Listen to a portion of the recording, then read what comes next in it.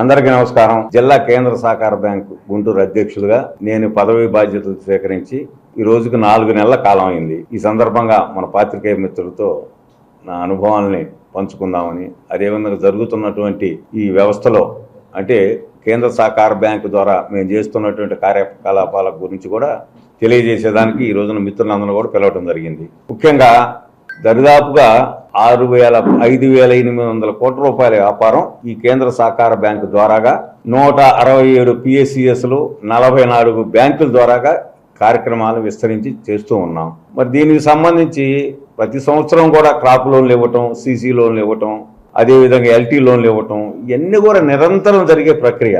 ఆ ప్రక్రియలో భాగంగా ఇప్పుడు రైతుల సీజన్ మొదలైంది. ఇప్పుడు ఈ సంవత్సరం ఈ టైంలో కూడా ఇప్పుడు దాదాపు 130 కోట్ల రూపాయలు క్రాప్ లోన్లు ఇవ్వడం జరిగింది. అదేవిధంగా సిసి లోన్లు చూసినట్లయితే 260 కోట్ల రూపాయలు ఇచ్చాం. ఇప్పుడు ఎల్టీ లోన్లు కూడా దాదాపు 110 కోట్ల రూపాయలు, దాదాపుగా 500 కోట్ల రూపాయలు ఈ మధ్య కాలంలో కూడా ఇవ్వటం జరిగింది. ఇంకా పాత వాటికి సంబంధించి కూడా వాటిని మరలా పునరుద్ధరించే కార్యక్రమం, వాటన్నిటిని కూడా ఒక స్ట్రీమ్ లైన్లో పెట్టే కార్యక్రమాన్ని చేపడుతున్నాం. ఈ సందర్భంగా ఇప్పుడు ఈ కూటమి ప్రభుత్వం ఏర్పడిన తర్వాత కేంద్ర ప్రభుత్వంలో అమిత్ షా గారి నాయకత్వంలో ఈ సహకార శాఖను ఒకదాన్ని ఏర్పాటు చేసి తద్వారా దేశవ్యాప్తంగా సహకార సంఘాలని బలోపేతం చేసేదానికి చర్యలు తీసుకుంటున్నారు.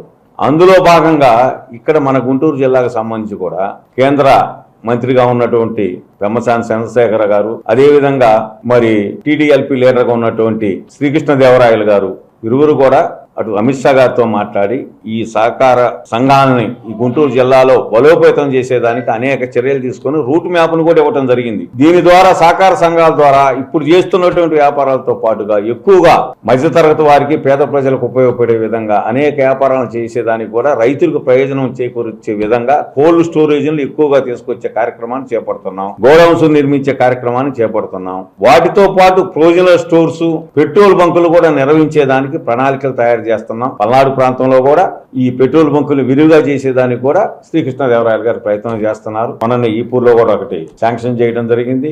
అంతకుముందు శావల్యాపురంలో ఇచ్చారు. ఈ విధంగా అన్ని కార్యక్రమాలని సహకార సంఘాల ద్వారా ప్రజలకు సంబంధించినటువంటి ఏదైతే మెడికల్ షాపులను కూడా నిర్వహించేదానికి ప్రణాళికలు సిద్ధం చేసి ముందుకెళ్తున్నామని ఈ సందర్భంగా తెలియజేస్తున్నా. అయితే గత ప్రభుత్వ హయాంలో ఈ సహకార సంఘాలకు సంబంధించి గుంటూరు జిల్లాలో కూడా అనేక అవకతవకలు జరిగినాయి. ఇది వాస్తవం.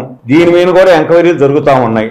ఈ ఎంక్వైరీలు జరిగే క్రమంలో 51 ఎంక్వైరీని కూడా ప్రభుత్వం వచ్చిన తర్వాత వేయడం జరిగింది. దాని ద్వారా కొన్ని చర్యలు కూడా తీసుకుంటున్నామని ఈ సందర్భంగా తెలియజేస్తున్నా. ప్రతిపాడు బ్రాంచ్కి సంబంధించి ఎంక్వైరీ నివేదిక వచ్చింది. కొంతమంది మేము చర్యలు తీసుకున్నారు. కొంతమంది ఎవరైతే అక్కడ భక్తులు ఉన్నారో వాళ్ళని అరెస్ట్ చేయడం జరిగింది. క్రిమినల్ చర్యలు కూడా తీసుకుని పోలీసు వారి ద్వారా కూడా వారిని అరెస్ట్ చేసే కార్యక్రమాలు చేపట్టాం. అదేవిధంగా ఎవరన్నా ఉద్యోగస్తులకు సంబంధించి కూడా వారికి ఛార్జీ మెమోలు ఇచ్చి ఆ రికవరీకి కూడా ప్రయత్నం చేస్తున్నామని ఈ సందర్భంగా తెలియజేస్తున్నా. అదేవిధంగా వినుకున్నానండి, మరి పొన్నూరుకు సంబంధించి కూడా 51 ఎంక్వైరీ జరుగుతూ ఉంది. అక్కడ కూడా యాక్షన్ మొదలుపెట్టాం. ముఖ్యంగా గురజాల నల్లబాడుకు సంబంధించి ఈ మధ్య కాలంలోనే గురజాలలో అయితే 12 కోట్ల రూపాయలు ఒక కోల్డ్ స్టోరేజ్లోనే అవినీతి జరిగింది. అక్కడ ఉన్నటువంటి మిర్చి బస్తాలు లేకుండా మిర్చి బస్తాలు ఉన్న విధంగా అక్కడ ఉన్నటువంటి ఆ కోల్డ్ స్టోర్ యజమాని ప్రభుత్వాన్ని మోసం చేయడం జరిగింది. అందులో కూడా కొంతమంది అధికారుల పాత్ర ఉంది. దాని మీద పూర్తి స్థాయిలో ఎంక్వైరీ జరుగుతుంది. అదేవిధంగా నల్లబాళ్ళు సంబంధించి కూడా కోల్డ్ స్టోరేజ్లో కూడా ఇదే విధంగా మిర్చి లేనప్పటికీ ఉన్న విధంగా అక్కడ వాడు బిల్స్ తయారు చేయటం, ఆ డబ్బుల్ని మన ఈ సహకార బ్యాంకు ద్వారా, సెంట్రల్ బ్యాంకు ద్వారా తీసుకున్నటువంటి వారిని దుర్వినియోగం చేయడం జరిగింది. దాని మీద కూడా ఎంక్వైరీ ఆఫీసర్ 51 ఎంక్వైరీ జరుగుతూ ఉంది. డిఆర్ రామారావు గారు దానికి ఎంక్వైరీ అధికారిగా ఉన్నారు. వారు కూడా ఈ రోజున రిపోర్టు తయారు చేశారు. డీసీఓ వీరాచారి గారు ఇవన్నీ కూడా సమగ్రంగా ఎంక్వైరీ చేసి కలెక్టర్ గారికి రిపోర్ట్ ఇవ్వడం జరుగుతుంది. ఆ రిపోర్ట్ ఇచ్చిన వెంటనే తగిన చర్యలు తీసుకుంటామని ఈ సందర్భంగా తెలియజేస్తున్నా. అయితే ఇందులో ఒకటి, ఈ ఎవరైతే చేశారో అటు నకిలీ పాస్బుక్లు వినుకోవడంలో కూడా కొంత జరిగింది. పాస్బుక్లు తయారు చేసే వాళ్ళని గుర్తించడం జరిగింది. వారి మీద యాక్షన్ తీసుకుంటున్నాం, క్రిమినల్ కేసులు పెడుతున్నాం. వారు వెనకున్నటువంటి ఎవరైనా ఉన్నాయి, రాజకీయ నాయకులు ఉన్నప్పటికీ లేదా ఎవరన్నా పెద్ద వ్యాపారస్తులు ఉన్నా ఎవరిని వదిలిపెట్టే ప్రశ్న లేదు. 51 ఎంక్వైరీ జరుగుతూ ఉంది, చర్యలు తీసుకుంటా ఉన్నాం. దీనితో పాటు ఈ రోజున ఈ కూటమి ప్రభుత్వంలో హౌస్ కమిటీని కూడా ఏర్పాటు చేయడం జరిగింది. సీనియర్ శాసనసభ్యులైనటువంటి ధూళిపాలి నరేంద్ర గారు, అదేవిధంగా అమర్నాథ్ రెడ్డి గారు, కొంతమంది శాసనసభ్యులు కూడా హౌస్ కమిటీ ద్వారా ఒక కమిటీని ఏర్పాటు చేసి త్వరలోనే హౌస్ కమిటీ కూడా గుంటూరు రాబోతుంది. ఆ హౌస్ కమిటీ ద్వారా అన్ని నిజాలను కూడా బయటికి తీసుకొచ్చి ప్రతి రూపాయిని కూడా రికవరీ చేసేదానికి 100% ఈ ప్రభుత్వం ప్రయత్నం చేస్తుంది.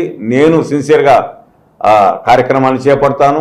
ఉద్యోగస్తులు ఉన్నాయి, రాజకీయ నాయకులు ఉన్నాయి, లేదు మధ్యలో దళారీలు ఉన్నాయి. ఎవరున్నప్పుడు కూడా ఎవరిని కూడా ఉపేక్షించే ప్రశ్న లేదు, ఎవరిని కాపాడే పరిస్థితి లేదు, ఎవరి దగ్గర ఒక్క రూపాయి కూడా ఆపే పరిస్థితి లేదు.